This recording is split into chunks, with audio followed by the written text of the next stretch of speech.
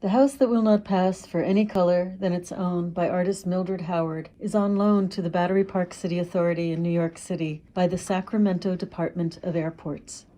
Mildred Howard was aware early on that the accomplishments and struggles of her community and most African Americans were untold and important to share. Her art is frequently inspired by personal histories, expressed with everyday materials, and infused with beauty and pride. Mildred Howard creates imaginative places where viewers are made to feel invited in, free to question the status quo, and find inspiration and courage to work for more justice for all. It was important to Mildred Howard that the Statue of Liberty be framed in a doorway of her house. With its layers of meaning and its evolving beauty, the house that will not pass for any color than its own is a place for shared humanity. Art is really interesting because it takes you on this roundabout path of exploring ways of doing. When I look back on my life, I've always been trying to find out other ways of doing, other ways of thinking and creating. The question that I always ask myself is like, why not? And I think it's the challenge. It opens up new avenues of learning and understanding and exploring. Art does not talk. It doesn't have feelings like a human, but how can I make it speak in a different kind of way to a larger audience? How can I evoke some of the things that I might be thinking about at the time to a level where someone else may ask the same question or come up with something entirely new. So I learn as much sometimes from interacting with material and with those who look at the work as I do during the process of the making. If I just wanted to make art and never show it to anyone, then my voice is silenced. For me, I have something to say. What I have to say addresses a lot of the issues that other people in this country are facing. And I want that to be known. I don't go out to say, oh, I'm going to make this art to do this, to do that, because when I'm making art, I'm also caught up in the moment of the making. Will this work with that? Should I use this color or should I change it to another color? Should I make it 10 feet or 20 feet high? Or should I do something small? It's what can I do that will have the biggest impact? Because it doesn't always have to be huge.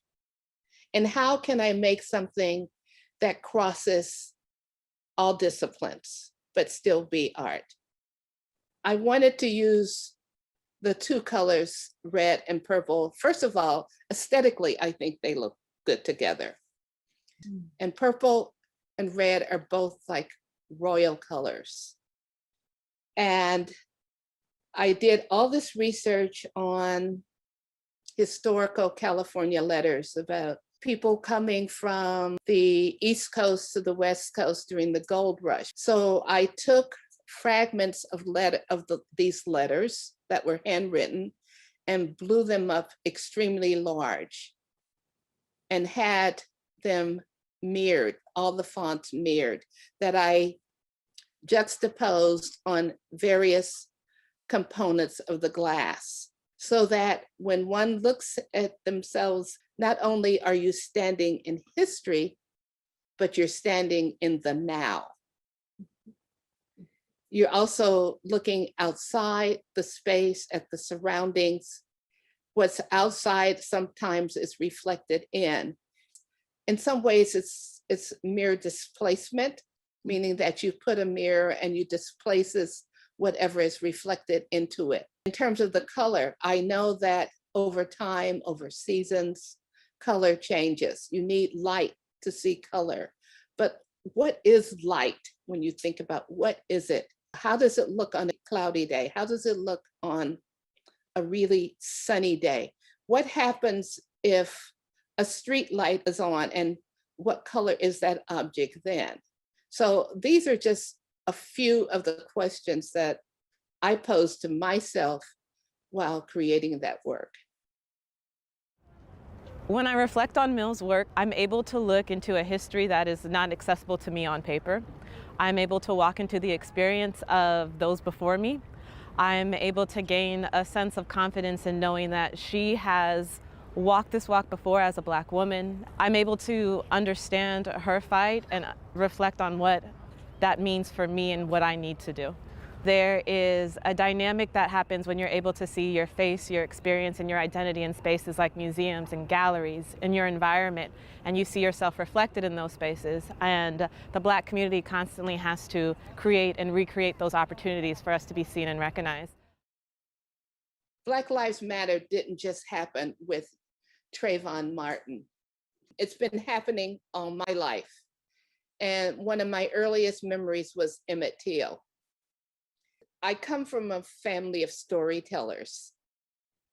I've heard stories that are similar throughout my whole life. My parents talked about coming from the South, what that was like, what it was like being there, and it's both bitter and sweet.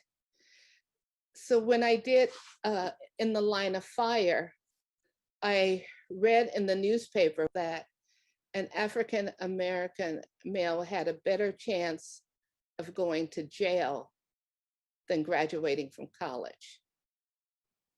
And those statistics stuck with me. Police brutality didn't just start. We're just now seeing it because everyone has a camera, everyone takes photographs, and the world is changing. The world has changed, and it will continue to do that. What I would hope that others who visit the place would begin to question how they see the world. And hopefully, just hopefully, something in that structure will make them see things different.